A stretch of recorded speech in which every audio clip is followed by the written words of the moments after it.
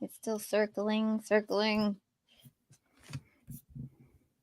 I hope. Okay. Oh, good. All right. Looks like we are actually live. All right. If y'all can see us or hear us, if someone is hanging out, make sure that you comment so that we can see you. So hopefully we should be on both of our YouTube channels. And let me also check on the Facebook page and make sure we're live there.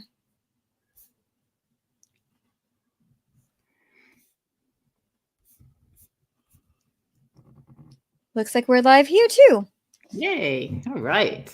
All right. Okay, so we'll just give it a couple minutes for people to hop on. What time is it where you are? It's 6:02 where I am. 6:02 in the afternoon. Okay. Yeah. So I'm in Texas, so I'm in Central Standard Time. So it's 11 a.m. and it's super windy outside. There were like when I was driving to my kids to school, there were political signs that had come off of the railings, and they were like flying through the air. Holy cow. And I told my husband that, and he said, I feel like that's a representation of our political field right now.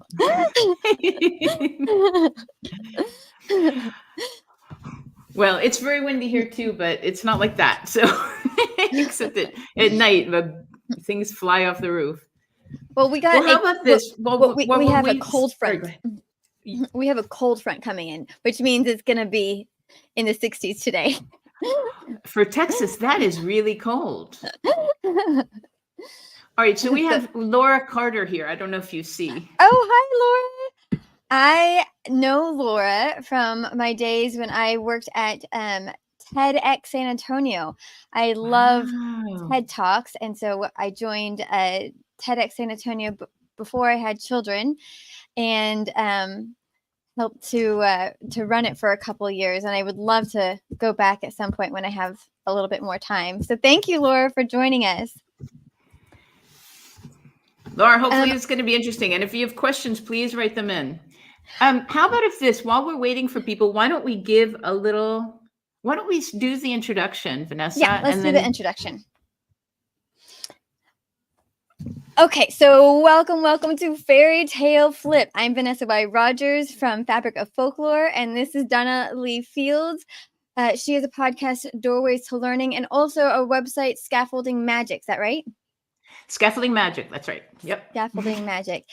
And we are collaborating. Our two podcasts have come together to do a monthly session where we talk about fairy tales, because we're both very passionate about fairy tales.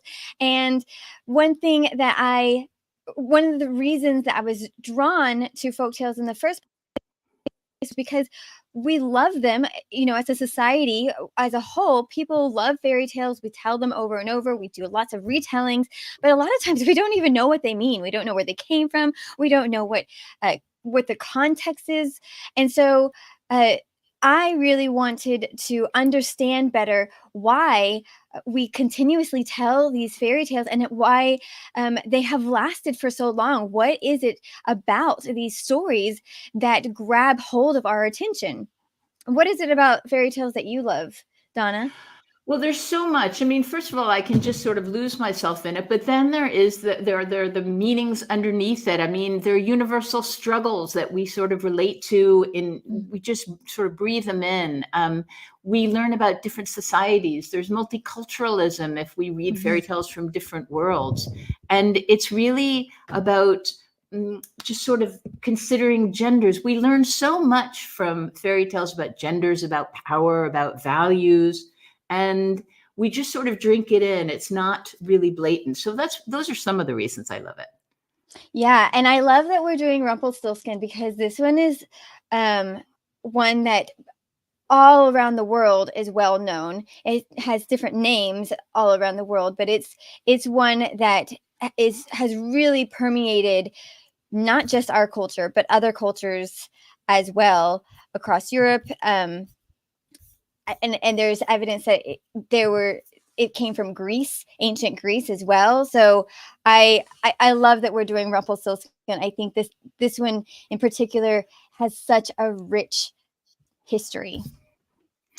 Yeah, I love it because we spoke really briefly about what we were both analyzing, what we were both researching about it, and I was looking at it from sort of a spiritual perspective, and you really went deep into the history and the different versions. And it's actually what I used to do, what I usually do. And so I love that you have all the different versions and that it goes back so far away. And then when we talk about the other meanings of the Grimm's version, you always have a lot of insight. So it's going to be really interesting discussion. Yeah. So I'll go ahead and do a summary of Rumpelstiltskin just to jog people's memory, because it might be a long time since you've read it yourself, especially if you hadn't watched the YouTube video of me reading it to my children. So there is a man who is a miller, and he has a daughter, and he tells the king at some point, I can't remember why, but he tells the king that his daughter can spin straw into gold. And so the king is awestruck, and he's like, well, she has to do it for me. And so he basically, the miller basically sells his daughter to the king, and the king puts her in a room full of, is it straw or was it flax? I can't. It's There's straw. different. Okay, Yeah. a straw, and tells her, you have to have this completed by tomorrow, or you're basically dead. And so she's crying because she obviously has no idea how to spin straw into gold. And this little man appears magically in her room and says, well, I can spin all this straw into gold. And he says, what will you give me? And so she gives him a piece of jewelry. I believe she gives him her ring. And so he does it, and she's relieved and so happy. And the king is extremely happy because he has all this gold that he didn't have before. And so then he does it again. He puts her in another room, and it's a larger room with even more straw. And she, once again, doesn't know what to do. But the little man appears again in her room, and he says, I can do it again. What will you give me? And so I believe she gives him a necklace. And so he turns it all into gold, and everybody's happy, especially the king. The king is even greedier, and he puts her in the room, an even larger room, and it says, if you spin all of this into gold, I will make you my wife. Otherwise, you're dead. And so she's crying, and this little man appears one more time, but she's given him all her jewelry. She has nothing to give him in exchange for his labor. And so what he tells her is that when she marries the king, her firstborn child, he will take, which is really an impossible choice, right? Because she has really no other options. Either she dies, or she offers up her firstborn child. And so she agrees, and everyone is happy until a year later, when the miller's daughter is now the queen, and she has given birth to her firstborn child. And this little man reappears and says, okay, give me your child. And she begs him. She loves her child, so she, of course, does not want to give this little man her child. And so she says, please, please, please don't take my child. And so he offers a deal. He says, I will give you 3 days to guess my name. And in those, if you guess my name, then you can you can keep your child. And so for 3 days, she comes up with lists and lists and lists of names, and none of them are right. But on the second night, a messenger goes into the woods and hears Rumpelstiltskin dancing around a fire and saying a little rhyme about, and he includes his name. The queen will never guess my name. I am Rumpelstiltskin. I don't remember the poem, but anyways, and so she is able to get out of the deal, and he is so angry that she guesses his name that he splits in two. I believe that's the version of the Grimm fairy tale. I think there's another one where he falls through the floor. There's different versions, but the one I believe I read, he splits in two and he dies. And so that is the end of the story, and it's quite hard. There's so many really interesting things about it because it's really hard to tell, is Rumpelstiltskin evil? Is he good? Like, what is he on the moral scale? Right? Um and there's just a lot of things that you can pick apart about this. Are the men in this story evil? Like where do you fall on let's see. What comes up for you first, Donna?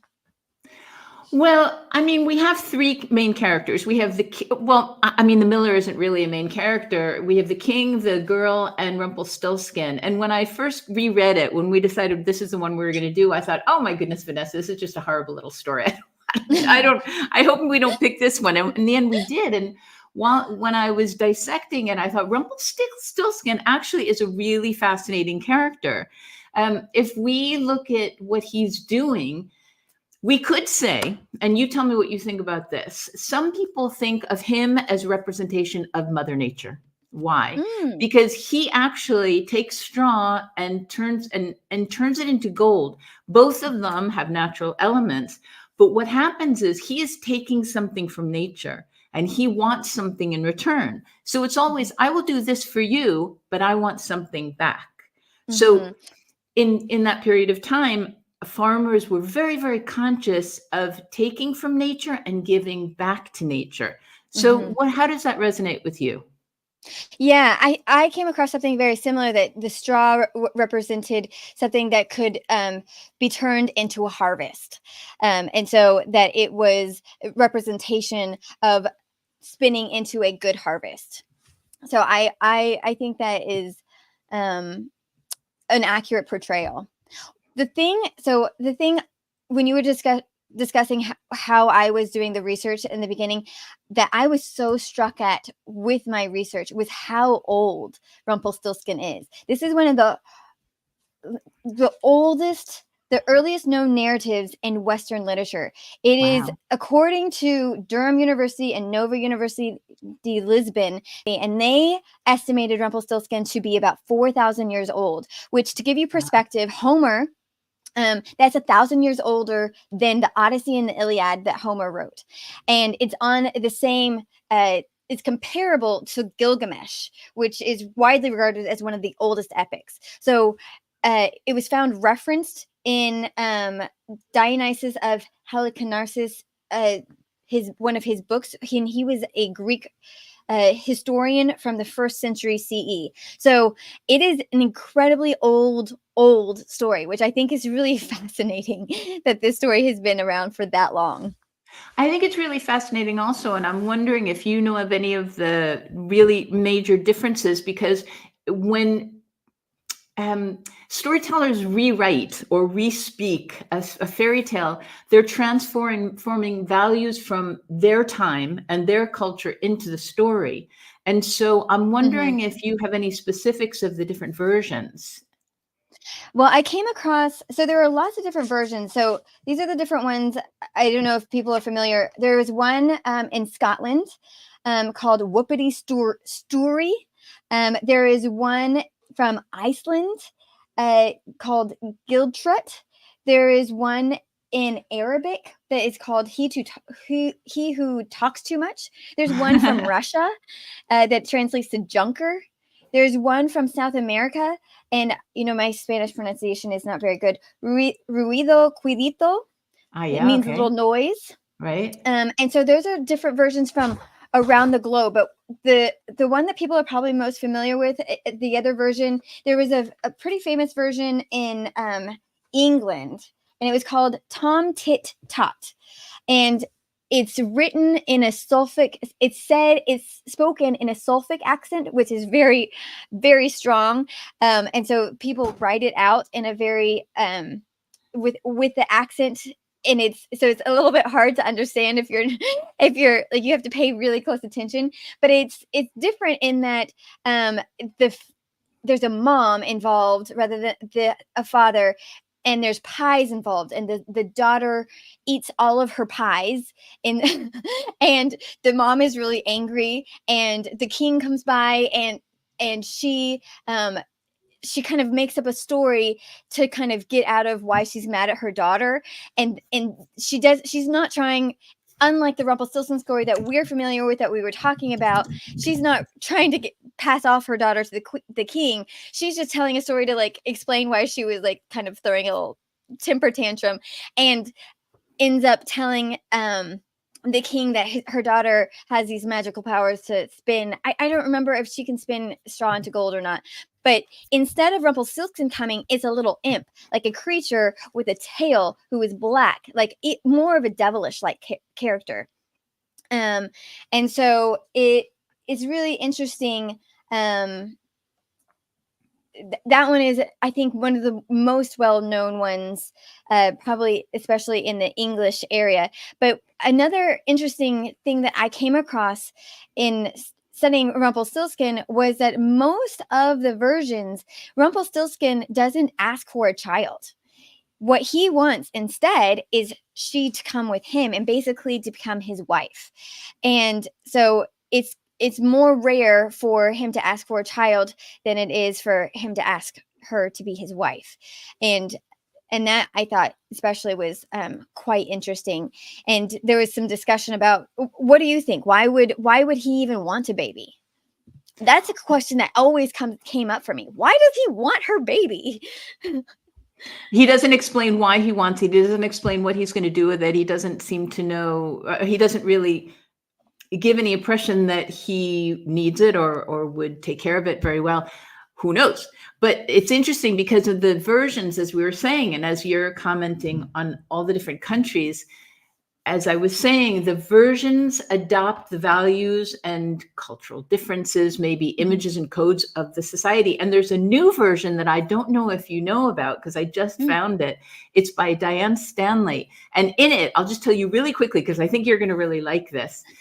The third time, he asks for the baby, and she says, "No, I'm not going to give you my baby, but I'm not going to marry the king either. If you spin the straw into gold, I will marry you," which is exactly what you're saying some of the versions are. But then here's the twist. They marry, they live very peacefully out in the forest, and they have a daughter. And whenever they need money, Rumpelstiltskin spins straw into gold and they have money.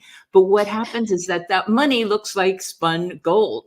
And so the daughter goes into town and she becomes known for having spun gold. And the king notices. And so the king he does exactly what, the Grimm's fairy tale does to the mother, and, quote unquote. He puts her into a room and said, spin this straw into gold. And she says, "No, I won't. But instead, I'll give you a deal. You give me a lot of money, and I'm going to turn that money into gold." And what she does is give all the money to the farmers around the kingdom. They're able to buy wheat. They have incredible harvests. They're so thankful to the king because they think the king has given them the money, not the girl, that they sort of, rain presents on him. And the king is so happy. He says, "Oh my goodness, you've done me such a favor. Everyone loves me now. I want to marry you." And again, the twist is, she says, "No, I'm not going to marry you. I want to be the prime minister." And she is. She's made the prime minister. And so, oh my gosh, I love that version. And I feel like it really gets at the heart of a lot of what the meanings behind the story are. That's really, really fascinating. Yeah, I like that. In her version, is Rumpelstiltskin a man, or what is he? He's a little creature, just like he is in most of the versions. So he's a man. He's a little man. But the girl doesn't mind marrying him. There's no hint of that. Why do you ask? Because in some of them, he's not a human man. Is that what you're thinking? Well, it's just unclear what he is. Yeah. Right. And there's some discussion about what he even is. Is he a fairy? Is he a goblin? Is he a spirit? And one of the things that you said that you were doing research on was part of the nature element, right? Is that something that you found, that he might be a nature spirit? Yeah, just sort of a manifestation of nature. And if you look at this at the end in the Grimm's version, or in a lot of the versions, when who finds out the name? We're going to talk about the name briefly, but who finds out the name? It's not the girl. The girl is disconnected from nature, and that's why he keeps demanding things from her that she finally doesn't want to give. But the person who finds out his name, and this is why it sort of compounds the fact that he's a manifestation of nature, is the messenger who goes into the woods, and it's peace and quiet. And it even says the rabbit and the fox say goodnight to each other so that there's harmony. The messenger has found Rumpelstiltskin in a very harmonious setting, and the messenger finds the name. And he goes back to the queen, who still is very disconnected. The king and the queen are very disconnected from nature. And so I would say that Rumpelstiltskin could be a manifestation for nature. I came across, what was her name? Emma Wilby. And she believes that fairy tales such as Rumpelstiltskin represent the idea of the familiar spirit or shamanistic helping spirit, which comes to people in times of desperation or liminal moments. So the first thing that came up in my mind was like a fairy godmother, except for he's not necessarily like pure good. He's like more an actual fairy, where like fairies are kind of, nature beings, where they are both good and bad, and they are mischievous and they're playful, and they have these dichotomies to them. And so she says, in such stories, the familiar or helping spirit will either offer to aid the person or will demand they work for them.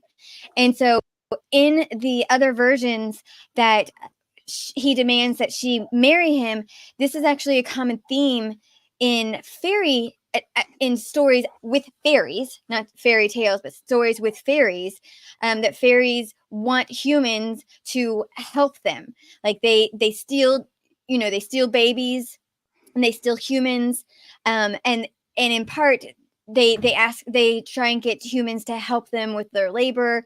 Evidently, fairies sometimes have trouble procreating, so mixing human blood into the mix helps humans to procreate in a faster, I guess, or a healthier manner. And so that was one of the theories, that he was actually a creature of nature, a fairy, if you will, that really wanted to like continue the fairy race, I guess. Could be. It could be. And again, we wonder why he's asking for a baby at the end. But again, he's asking for something from her womb, which is he's asking for a reciprocity of nature. So she doesn't want to give it. What I see it as is he's trying to help her connect to nature. He's trying to help her go back into the circle of life, you want to say. I mean, we feel like, the Lion King, we're about to sing here. No, but he's trying to encourage her to get back into the cycle of life and cycle of nature. And she doesn't want to do it. She becomes more disconnected, just as the king is disconnected. I mean, we could talk a little bit about the king. What do you think of the whole patriarchal perspective? Well, we see this in just about every single fairy tale, right? And it speaks to the time period, right? Because throughout history, in the majority of cultures, most cultures have been patriarchs. There are some exceptions to the rule. There are some matriarchal cultures, but by and large, most cultures are patriarchal, and men control women's lives. You go from your father's household to your husband's household. You have absolutely zero say in your life, right? And so we see this in all of the Grimm's fairy tales because that was culturally accurate, right? Women are just there to produce children and take care of the household, and they're really not there for much else.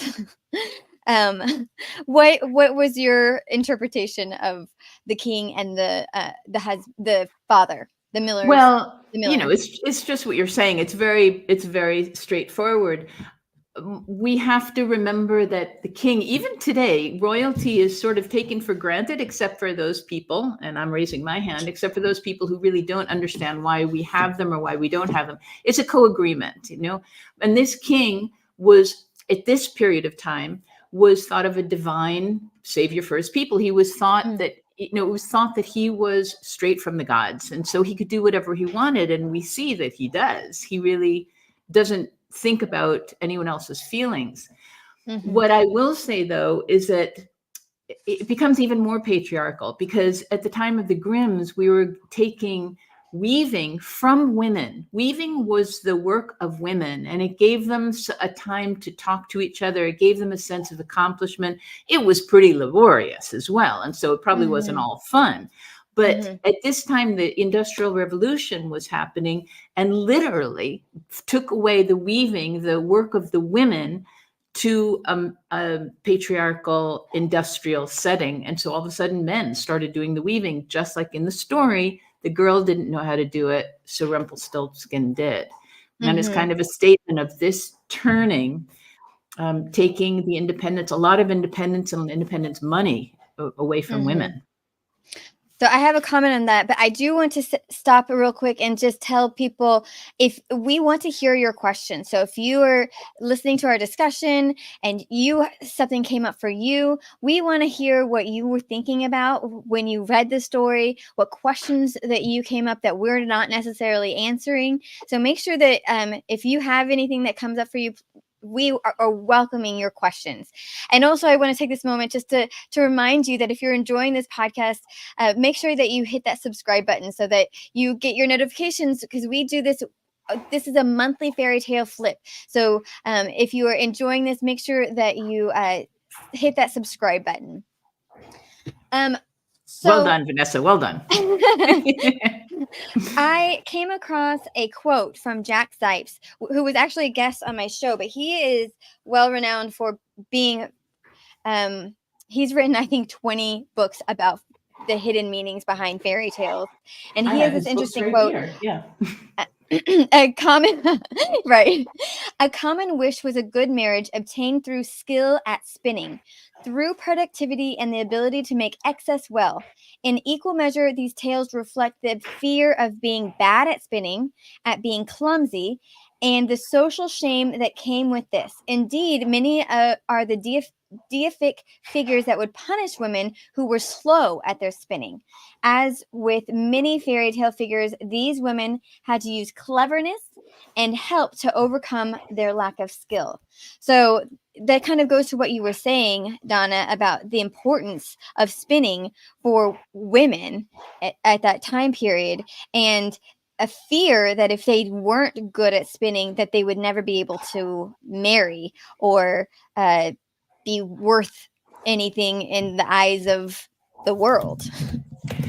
Yeah, I think that's really interesting. It's about self-worth as well. And Laura's asking how she can speak. I'm not sure if we can give people a microphone, but Laura, can you write your question in the chat and then we can say it out loud? How would that be?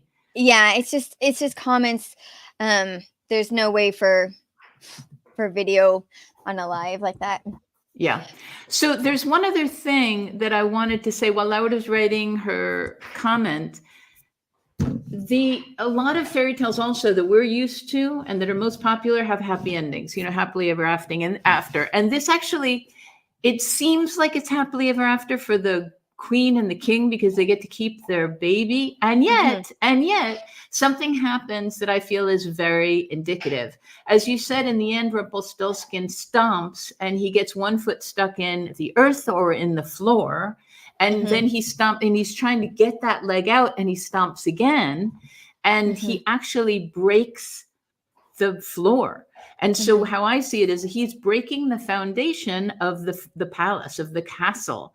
And you can say then that as happily ever after it may look like, it really isn't. He has literally broken the foundation of their marriage and of the kingdom because they would not engage in reciprocity. They both became so greedy and so self-centered that they forgot that a promise is a promise. And when you get something, you need to reciprocate. And so I found that very indicative as well. What do you think? Yeah. And I like how in the story that you told, the retelling, what was the woman's name? Diane. Let me see what her last name is. Diane Stanley. Yeah. Yeah. She negotiates instead of saying yes. Because, I feel that I feel for both parties, right? Because Rumpelstiltskin yes, she reneges, right? Because no one wants to give away her child. But she didn't do any negotiation, but she was also put in an impossible situation, right? She's either going to die or she has to agree to this. But she could, had she, had the wherewithal, try to negotiate a different deal with Rumpelstiltskin. I don't know if that would have worked. Right? We don't know if that would have actually worked, but it seems that she was placed in this impossible situation when she doesn't even know if she was going to have children. So but yes, they reneged on her promise to him, although the king doesn't know, right? The king wasn't involved in that element. He thought that his wife was the one who was spinning all the gold. So there was a deception there. Not that I blame her, right? But they could have offered him something else, although it's possible that she does. I don't know if she offers him something else to try and get out of giving him her child. I don't remember. As far as I know, in the Grimm's version, she doesn't. Okay. We have two comments. Vanessa. Oh, good. We have one Okay. from Laura and Betty. And Laura, the Grimm's versions are what's not told so often now because they are really gruesome.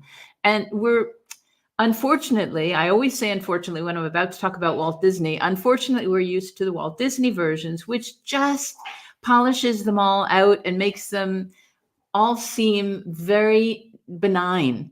But the Grimm's version really had a lot more of society's realities in it. And that's why both of us were a little hesitant to talk about Rumpelstiltskin. Mm-hmm. And yeah.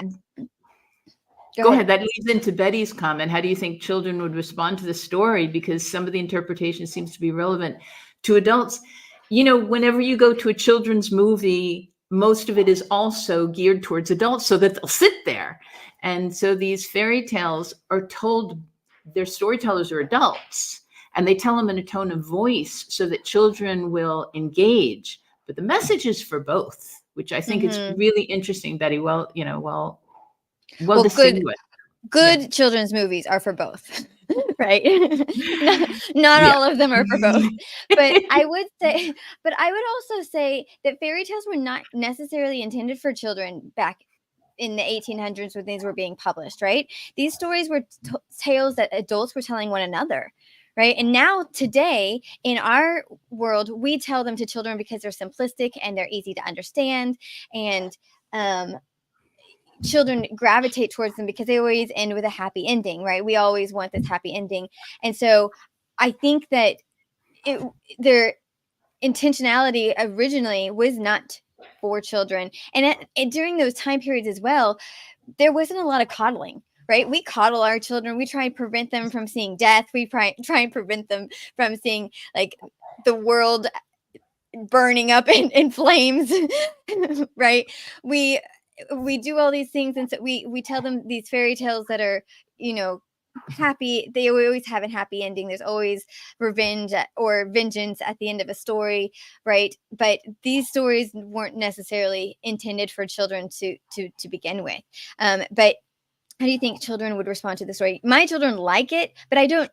There's so much that they don't grasp, right? There's so much that they don't really understand, and so the interpretations mostly go over their heads. They just see the basics of it. Yeah, I think it's later on that these deeper meanings come in. And what we were talking about last time was that Waldorf uses the Grimm versions, and Waldorf is big on fairy tales and big on stories, learning through stories. And they're questioned a lot of times, why do you use the Grimm's version? And they say, children need to know about the realities of the world. And as you're saying, they don't grasp everything, but they need to at least hear it and process it as they're young, instead of just it being thrown at them when they're older. And it's really important what you just said. And I have forgotten that, but you're absolutely right. When fairy tales used to be told, it was through adults, with women spinning or sewing, or men when they're grinding wheat or whatever. It was a way to vent about the injustices of the world and the most benign way they could do that was to make up a story about it, and hopefully none of the nobles were listening, and so they could really get down and dirty. And so what the Grimm's brothers found were those authentic stories. Great thing that you remembered that. And these stories, we have the Grimm fairy tales, but this is just one version of hundreds of different versions. Like the Grimm. So we should clarify who the Grimm brothers are, because they were basically the first folklorists of that area, right? After books were able to be published. I'm sure people were collecting stories before that, but there was no way to widely publish books, right? But before the advent of the press, and people just didn't have a lot of books before that. But anyways, so they went around collecting all these stories. So the Grimm brothers, these were not their stories. These were oral stories that were told around Germany. Is that right? Yeah. And they compiled them together into these books for people to read. And so this is just one version of hundreds of different versions that were all over, and they would change because they were oral tellings. They always changed per the speaker and per the culture. Well, I think that, I'm not sure if there's any part of it that we haven't dissected yet. Is there something that you still love to talk about? Because we've talked about the patriarch. We've talked about the meaning, Rumpelstiltskin perhaps manifesting nature. We've talked a little bit about the name, not much, the power of names. Would you like let's to go comment? over that because that is really, really important. Tell us what you understand about the power of names.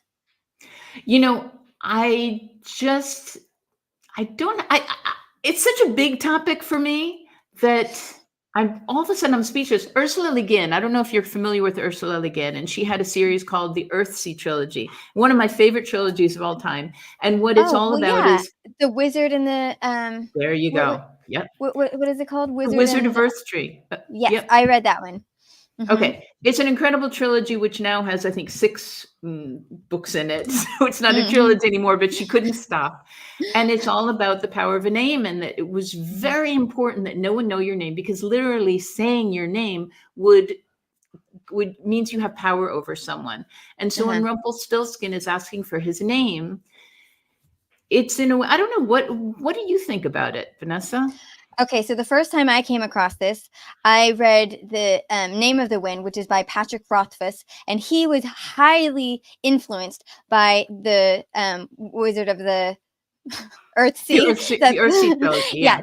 So he was highly influenced by that, and so that was the first time I had ever come across that in my personal reading, and that story is basically very similar to in that concept, in that in order to perform magic, you have to know something's true name.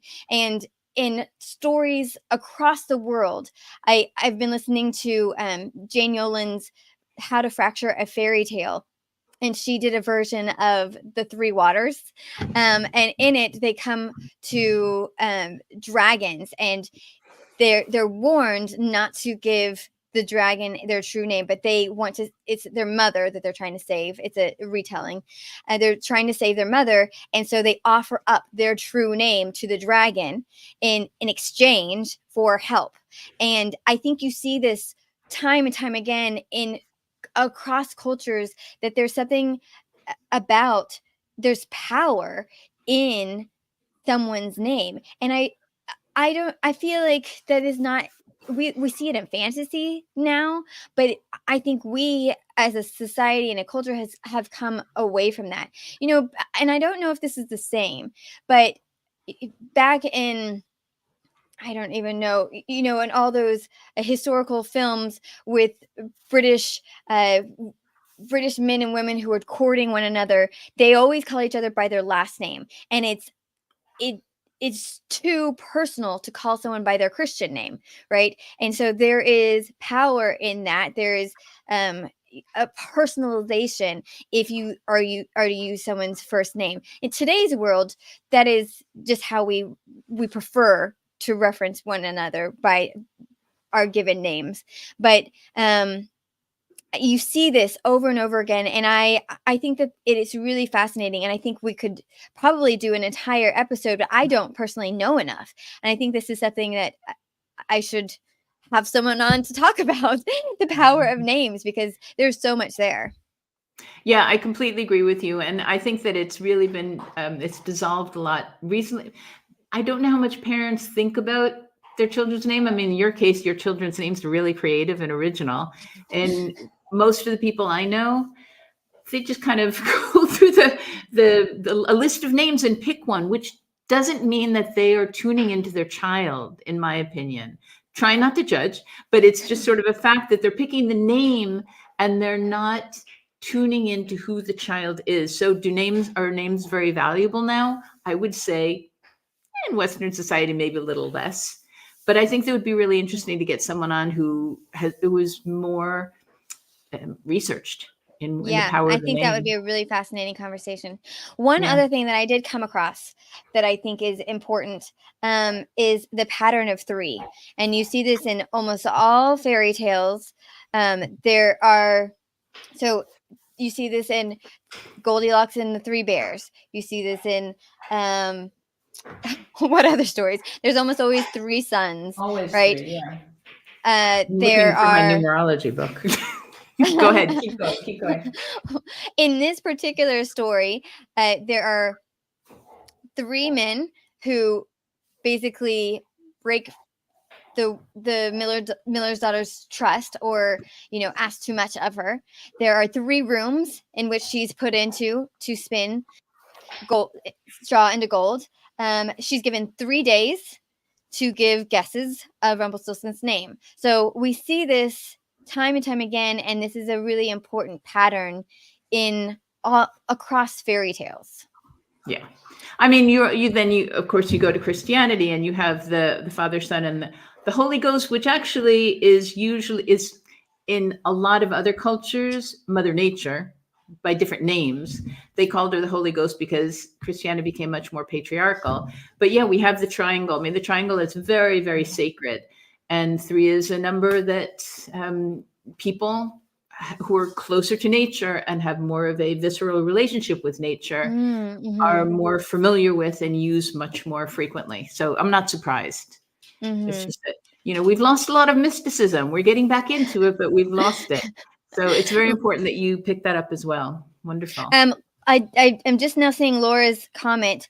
She said, "Yes, I had several old fairy tales books when I grew up that I grew up on. I shared them with my grandson, and they were shocked at how harsh and mean they were. It scared them." And I think that's a really, I've been kind of careful about what stories I read my kids, and when we do, we have to talk about them because they are very harsh, and that goes back to what we were saying before, that they weren't necessarily intended for children in the first place, and children were just exposed to so much more harshness of life. They were exposed to death from such an early age, because the maternal death rate during those time periods prior to modern medicine was extremely high. So many women died during childbirth.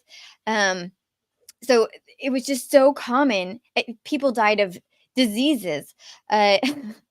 Just Left, what you could be. You just go to the pharmacy today and you could cure yourself, right? yeah, Before left and right. penicillin, there was a lot more frequent deaths. Yes. People died constantly, and so I think that life was just so much harsher than it is today. So we don't expect our children to have this understanding of the harshness of life, and so reading these stories harkens back to those time periods, and it is hard. I find myself hesitant to read some of these fairy tales to my children as well, because the flowering tree that we talked about last time, the daughter is thrown into a boiling vat of lye, right?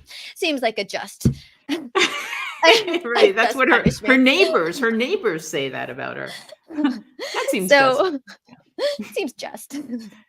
So yeah, I think that there was just so much more exposure to the harshness of life, and people just had this different expectations of what life was.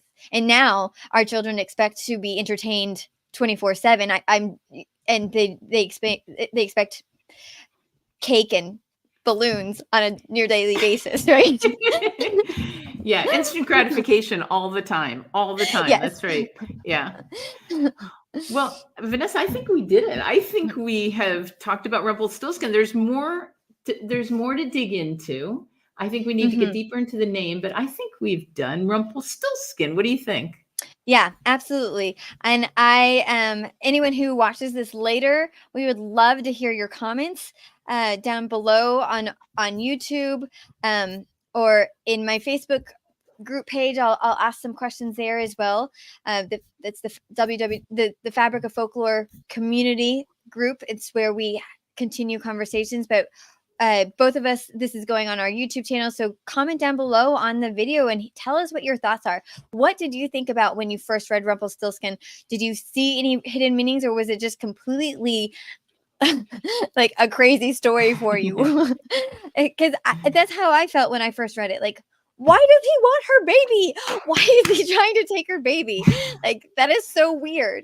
But when you think about it in terms of like what fairies wanted, there were changelings. They took babies and switched them, and that was just a common theme within stories at that time. So True.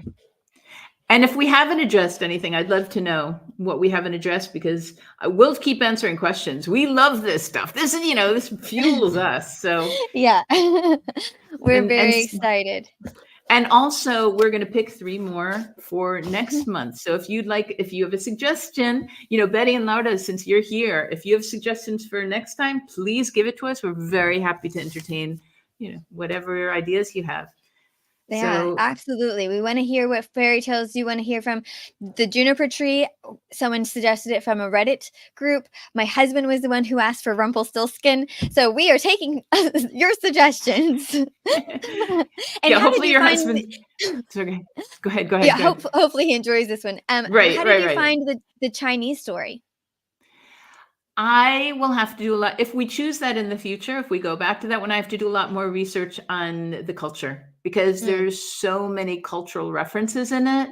And I couldn't even begin to tell you. There's a lot of astrology.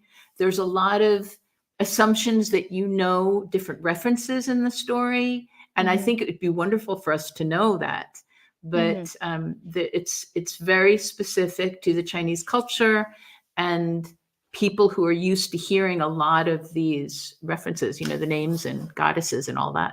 So that's a great one in the future if we decide to. Yeah, we might revisit some of the ones that we've offered up and see if people re-choose them, because the juniper tree you didn't like, right? The juniper tree is pretty bloody. Pretty bloody. But listen, Vanessa, I'll go into any of them. But there are hundreds of thousands of fairy tales. So we don't have to necessarily go back and re-poll the ones we've already done. But if we're interested in them, why not? Yeah. We'll okay. There is something. I'm looking at my notes, and there was one other thing that I didn't mention, that what Rumpelstiltskin means. Did you look into that? What Rumpelstiltskin means?